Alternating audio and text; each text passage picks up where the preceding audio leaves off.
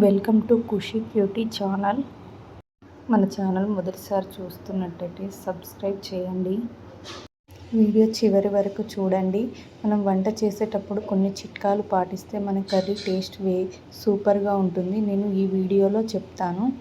ముందుగా చిక్కుడుకాయని బాగా వాష్ చేసుకొని ఒక హాఫ్ గ్లాస్ వాటర్ తీసుకొని అందులోనే కొంచెం పసుపు సాల్ట్ వేసి ఉడికించాలి. మనం చేసే కర్రీ ఏంటో చెప్పలేదు కదా, చిక్కుడుకాయ పచ్చికారం కర్రీ. దానికోసం పచ్చిమిర్చి, వెల్లుల్లి, జీలకర్ర ఫస్ట్ మిక్సీ పట్టుకోవాలి. తర్వాత కడాయిలో ఆయిల్ వేసి పోపు దినుసులు, ఆనియన్, కరివేపాకు, తర్వాత మిక్సీ పట్టిన పచ్చిమిర్చి వేయాలి.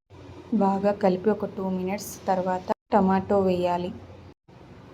టమాటో వేసాక కొంచెం గ్యాస్ హై ఫ్లేమ్లో పెట్టుకోవాలి. అప్పుడే టమాటో తొందరగా ఉడుకుతుంది.